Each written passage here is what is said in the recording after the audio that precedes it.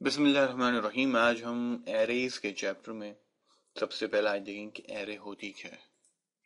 इससे पहले हम अपने पिछले लेक्चर्स में हमने लूप्स देखे, कंट्रोल स्ट्रक्चर्स देखे। हमने देखा वेरिएबल क्या होता है, कि कोई ऐसी जगह होती है जहाँ पे हम कोई वैल्यू को स्टोर कर सकते हैं।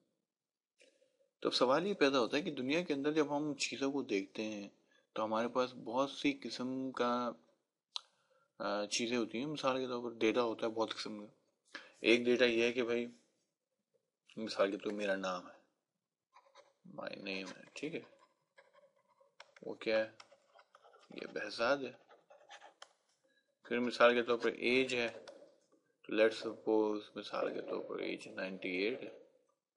और फिर मिसाल के तौर पर वो ये है कि भाई NIC नंबर क्या है, तो SIN नंबर है भाई 519-33-87671, ठीक है।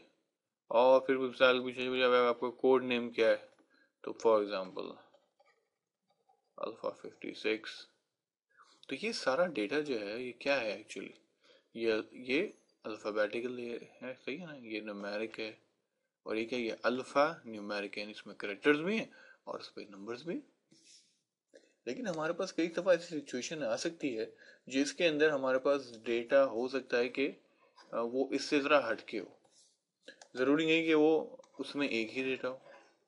इससे मुराद ये कि मिसाल के तौर मैं आपसे कहता हूँ भाई एक प्रोग्राम बनाए जिसके अंदर आपकी क्लास के सारे बच्चों के नाम स्टोर हो, ठीक है।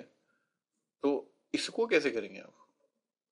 अब आपको प्रोग्राम जो बनाना है वो क्या बनाना है, ऐसा बनाना है जो सारी क्लासेस में चल सके, आपकी फर्स्ट क्लास में भी चल सके। मिसाल के तौर पर फर्स्ट क्लास जो है आपका जो सेक्शन उसमें क्या 8 बच्चे, जो सेकंड क्लास है मिसाल के तौर उसमें 10 हैं, तो फिफ्थ क्लास जो है उसमें मिसाल 18 हैं, और आपकी जो 10th क्लास है इससे मिसाल के तौर पर 40 बच्चे।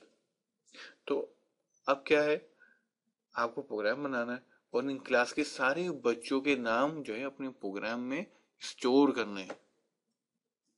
अब प्रॉब्लम ये है कि पहली बात तो आपको नाम स्टोर करना है। मिसाल के तौर पर यहाँ पे 8 नाम क्या है, मिसाल के तौर पर अली है, काशिफ है, महमूद है, जुबैर है,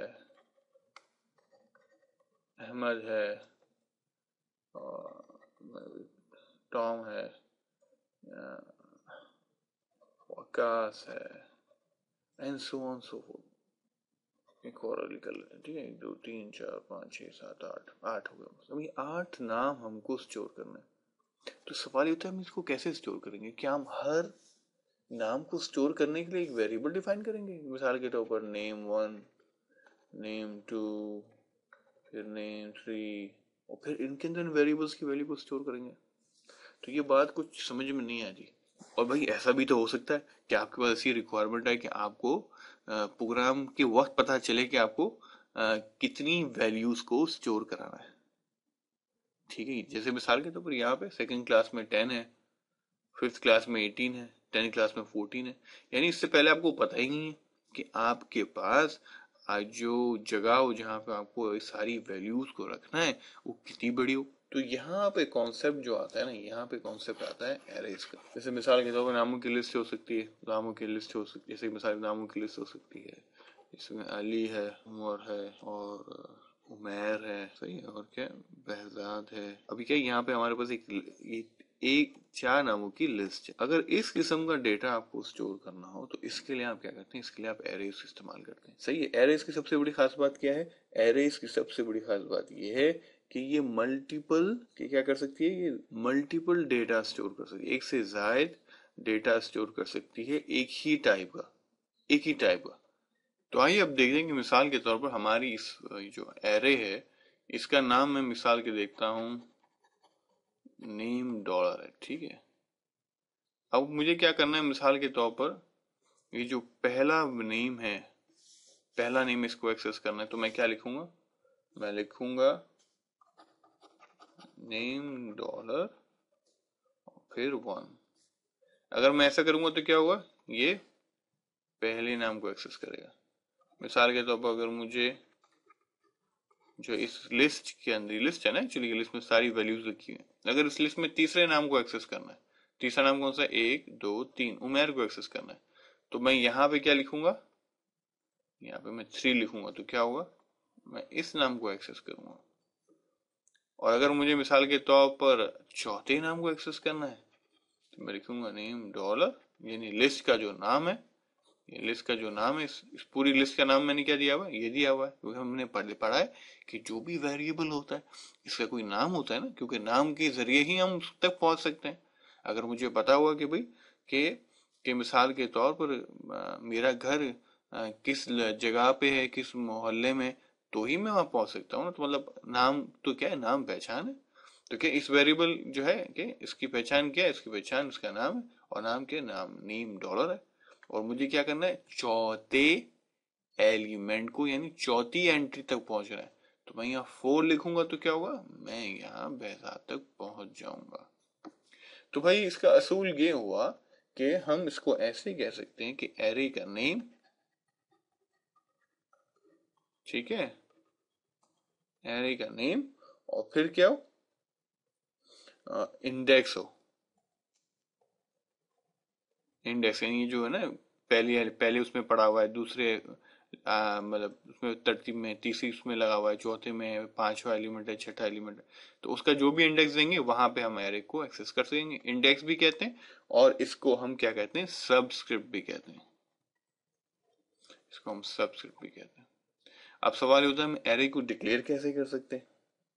तो एरे को हम डिक्लेयर करने के लिए हमारे पास डिफरेंट तरीके हैं, जिसके अंदर हम आगे पढ़ेंगे, डिम स्टेटमेंट को पढ़ेंगे, ठीक है। लेकिन उससे पहले हम एक मिसाल देख लेते हैं। अब आइए इस प्रोग्राम को देखते हैं, जिसके अंदर हमारे पास क्या है, हमारे पास एक सिंपल सा प्रोग्राम है, जिसके अंदर हमारे पास हमारे यहाँ डेटा रखा हुआ है, अली, खान, उमेर, बहजाद, ठीक है। और ये रीड स्टेटमेंट क्या करती है, रीड स्टेटमेंट ये करती है कि इस डेटा को रीड करती है, पढ़ती है, पढ़ के वेरिएबल में डालती है, जो हमारे पास यहाँ पे डी डॉलर की शक्ल में, ठीक है। इससे पहले हमने पढ़ा कि अगर किसी एक सर्टन एलिमेंट को या किसी खास मखसूस जगह पे हम लिस्ट पे अगर हम चाहते हैं, किसी वैल्यू को देखना चाहते हैं, ठीक है ना, लेना चाहते हैं, देखना चाहते हैं, तो क्या करना पड़ेगा, एरे का नाम और फिर ब्रैकेट के अंदर उसका इंडेक्स देना पड़ेगा, कि 0 एलिमेंट पे जाना है, ये 1 एलिमेंट पे जाना है, ये 2 एलिमेंट पे जाना है, ये 3rd एलिमेंट पे जाना है। बहजाद को एक्सेस करना हो तो यहाँ के लिखेंगे, यहाँ 4 लिखेंगे। खान को एक्सेस करना हो तो यहाँ के लिखेंगे 1 2, यहाँ हम 2 लिखेंगे। तो हमने क्या किया है, यहाँ पे हमने एक फॉर का लूप लिया है, जिसको हमने 1 से लेके 4 तक चलाया, और फिर हम कर क्या रहे हैं, हम वैल्यूज को रीड करके, वैल्यूज को रीड करते हैं, ठीक है, एरे के अंदर डालते हैं, इन वैल्यूज को एरे के अंदर डालते हैं, और फिर हम इसको प्रिंट करते हैं। तो हम कर क्या रहे हैं, यहाँ पे जो फॉर का लूप चला रहे हैं 1 से लेके 4 तक चला रहे हैं, क्योंकि हमारे पास क्या 4 ही वैल्यूज है, हमें चारों वैल्यूज चाहिए। तो हम रीड करते हैं बारी बारी, जब फर्स्ट टाइम फॉर का लूप चलता है तो यहाँ क्या होता है, 1 आता है, ठीक है। और क्या होता है, ये वैल्यू जो होती है अली उठ के इसमें चली जाती है एरे के अंदर, ठीक है, और फिर हम उसको प्रिंट करते हैं।